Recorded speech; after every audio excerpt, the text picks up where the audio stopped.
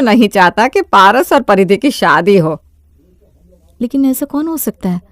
अरे हमने तो आज तक कभी किसी का बुरा नहीं किया, जितना संभव हो सबकी मदद ही करते हैं। और रही बात मेरी बिटिया परिधि की, तो वो तो इतनी गुणी और सुशील है कि उसके बारे में गलत बात करने वाले की जबान कटकर खुद गिर जाएगी। वैसे मैं ये जानना चाहती हूँ कि आखिर उस फोन कॉल पर कौन था और उसने मेरी बिटिया के बारे में क्या कहा? बहन जी, किसी औरत का फोन था, कोई बुजुर्ग महिला लगती थी। उसने सिर्फ इतना कहा कि अपने बेटे की जिंदगी बचाना चाहती हो तो उस घर से रिश्ता तोड़ दो। वो लड़की एक नंबर की आवारा और चरित्रहीन है। अरे कीड़े पड़ेंगे उसे जिसने मेरी बेटी के बारे में ऐसी अनाप शनाप बातें की। आप मेरा यकीन करिए बहन जी, मेरी बच्ची में कोई दोष नहीं है। हम समझते हैं बहन जी, और परिधि अब सिर्फ आपकी बेटी नहीं है, हमारी होने वाली बहू भी है। हम तो खुद चिंतित है कि आखिर कौन है ऐसा जो हमारी होने वाली बहू के चरित्र पर कीचड़ उछालना चाहता है। बहन जी, किस नंबर से कॉल आया था? आप हमें दीजिए, हम पुलिस में रिपोर्ट दर्ज करेंगे। अरे इसी बात का तो रोना है ना, किसी पीसीओ से फोन आया था। समधन की बात सुनकर सीमा के माथे पर चिंता की लकीरें खिंच गई थी। अचानक से उसका पूरा शरीर पसीने से भीगने लगा था और वो घबराते हुए धम से कुर्सी पर बैठ जाती है। अरे जीजी, जीजी क्या हो गया? ऐसे अचानक से घबरा क्यों गई आप? छोटी, समधन जी का फोन आया था। कह रही थी उनके पास किसी अजनबी नंबर से फोन आया जिसने हमारे बिटिया के बारे में बहुत सी अनाप शनाप बातें की। मेरा तो सर चकरा रहा है। आखिर ऐसा कौन हो सकता है और हमारी बिटिया की किसी के साथ क्या दुश्मनी? वो तो हमारी समधन इतनी समझदार है, कह रही थी बिटिया के बारे में ऐसा वैसा नहीं सोचेंगे। आप चिंता मत करिए, लेकिन फिर भी मैं तो माँ हूं ना छोटी, मेरा दिल तो घबराता ही है। कहीं ऐसा ना हो कि बनी बनाई बात बिगड़ जाए। अरे जीजी शुभ शुभ बोलिए, ऐसा कुछ नहीं होने वाला। और आप पहले ठंडा पानी पीजिए, अपनी तबीयत का ख्याल रखिए, बाकी सब अच्छा ही होगा। 2 दिन बाद। सीमा जी, आज तो हद ही हो गई। पिछली बार के फोन कॉल से हमारे ऊपर कोई असर नहीं हुआ, तो आज कोई हमारे घर में एक चिट्ठी डाल कर गया है। उस लिफाफे में चिट्ठी के अलावा कई सारे फोटोग्राफ भी थे। जब हमने खोलकर देखे तो परिधि के गंदे फोटोज थे। उन गंदी तस्वीरों को देखकर एक पल को तो हमारा कलेजा भी धक से रह गया था। कोई और लड़का होता ना तो शायद इन तस्वीरों को देखकर रिश्ता तोड़ देता, लेकिन मेरा पारस कहने लगा। मैं मान ही नहीं सकता माँ कि मेरी परिधि ऐसा कर सकती है। मैं अभी इन फोटोग्राफ की जांच करवाता हूँ, अभी पता चल जाएगा कि ये फोटो असली है या नकली। आजकल टेक्नोलॉजी का जमाना है माँ, किसी के भी फोटो पर किसी का भी चेहरा लगाया जा सकता है, और मैं इतना मूर्ख नहीं हूं कि इस जाल में इतनी आसानी से फंस जाऊं। पारस ने जांच करवाई तो पाया कि वो फोटोग्राफ वाकई नकली थे।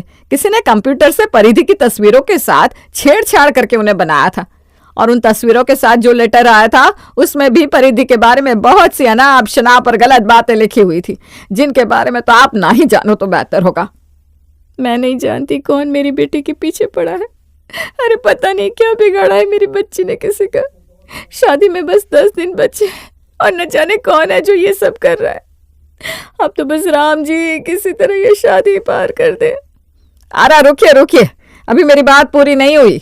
आप ये बताइए, पिछली बार उस फोन कॉल के बारे में आपने किस किस को बताया था? किसी बाहर वाले को तो नहीं बताया समधन जी, बस हम परिवार के लोगों को ही पता है इस बारे में। और किसी के साथ तो ऐसी बातें जिक्र करने का मतलब अपने परिवार की बदनामी करना ही हुआ ना।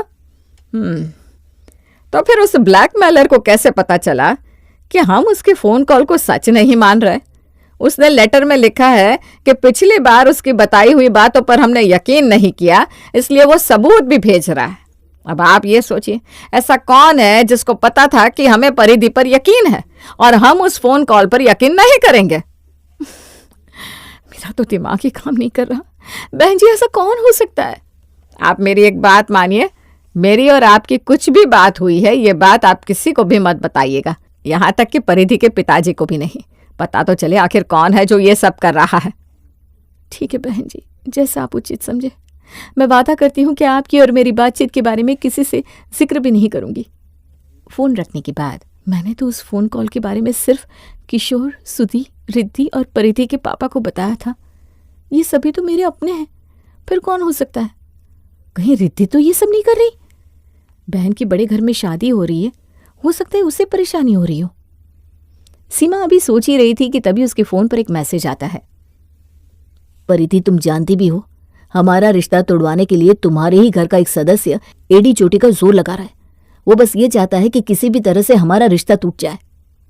कैसी बात कर रहे हो तुम पारस? मेरे परिवार में ऐसा कौन होगा जो नहीं चाहेगा कि मेरी शादी तुमसे हो? तुम जानते भी हो मेरे घर में सब लोग मेरी शादी से कितने खुश हैं। मैं यूं ही नहीं कह रहा हूं परिधि, कुछ सोच समझ कर कह रहा हूं। तुम्हारी चाची नहीं चाहती कि तुम्हारी शादी मुझसे हो। यकीन ना हो तो जाकर अपनी चाची से पूछ लो। मेरी माँ समान चाची के ऊपर इतना बड़ा इल्जाम लगाने से पहले तुम्हें 100 बार सोचना चाहिए था पारस। मैं कभी मान ही नहीं सकती कि मेरी चाची मेरे बारे में कुछ भी गलत सोच सकती है। अरे माँ से बढ़कर प्यार दिया है उन्होंने। तुम्हें रिश्ता तोड़ना है ना तो तुम सीधे सीधे कहकर भी तोड़ सकती हो। इस तरह की बातें करके अपना सम्मान मेरी नजर में मत गिराओ। अरे तुम्हारे लिए आज तुम्हारी चाची ज्यादा इंपॉर्टेंट हो गई और मैं कुछ भी नहीं। तुम जानती नहीं हो तुम्हारी चाची ने क्या क्या किया है। चुप हो जाओ पारस, बस अब एक शब्द और नहीं सुनने वाली।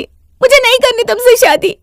जो लड़का शादी से पहले ही मेरे परिवार पर लांछन लगा रहा है, शादी के बाद पता नहीं क्या क्या करेगा।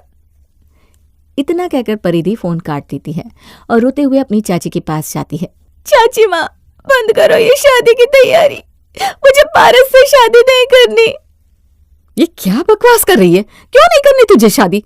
अब जानती भी हो माँ, पारस ने चाची के बारे में क्या कहा। वो कहता है कि चाची हमारा रिश्ता तोड़वाना चाहती है और उन्होंने मेरे बारे में अनाप शनाप बातें लिखकर उनके घर चिट्ठी भेजी है। पिछले 25 साल से चाची ने मुझे माँ की तरफ प्यार दिया है। मुझे नहीं करनी ऐसे लड़के से शादी जो मेरे माँ बाप पर उंगली उठाए। पारस बिल्कुल ठीक कह रहा है। ये सब तेरी चाची ने ही किया है। माँ, आप ही अब चाची के बारे में ऐसा कैसे कह सकती हो? अरे कोई भी आपको कुछ भी कह देगा और आप उसकी बातों में आ जाओगी क्या? मुझे आपसे ये उम्मीद नहीं थी माँ। मैं अच्छी तरह जानती हूं कि मैं क्या कह रही हूं। ये देख, ये वही चिट्ठी है जो इसने पारस के घर भेजी थी। इस हैंडराइटिंग को तो तू पहचानती होगी ना? वैसे तो सुधि ने अपनी हैंडराइटिंग बिगाड़ कर लिखने की पूरी कोशिश की है, लेकिन 35 सालों का लंबा साथ है हमारा। तेरी रग रग से वाकिफ हूं मैं सुधि। सिर्फ हैंडराइटिंग नहीं, ये जो गुलाबी लेटर पैड है ना, इसे भी बहुत अच्छी तरह पहचानती हूं मैं, क्योंकि तुम्हारी 25वीं एनिवर्सरी पर ये मैंने ही तो तुझे गिफ्ट में दिया था। मुझे माफ कर दो जीजी, ईर्ष्या ने अंधा कर दिया था मुझे। बस किसी भी तरह ये रिश्ता तोड़वाना चाहती थी मैं। जिस दिन से रिश्ता हुआ है, आप लोग पानी की तरह पैसे बहा रहे हैं। इतना धन प्रदर्शन सिर्फ इसलिए ना कि बड़े घर में आपकी बेटी का रिश्ता हुआ है। लेकिन कभी सोचा है कि आपकी देवरानी के दिल पर क्या बीती होगी आपको ऐसे पैसा बहाते देखकर? इस तरह तो सारे अच्छे रिश्ते बस बड़े घर की लड़कियों को ही मिलेंगे। हमारे जैसे मिडिल क्लास लोग जो इतना खर्च नहीं कर सकते, उन्हें अच्छे घर में अपनी बेटी ब्याहने का कोई हक नहीं। आपकी ये लाखों की शादी देखने के बाद कैसे मिलेगा मेरी बच्ची के लिए अच्छा घर? और अगर मिल भी गया तो वो भी यही चाहेंगे कि आपकी तरह हम भी 50 लाख शादी में खर्च करें।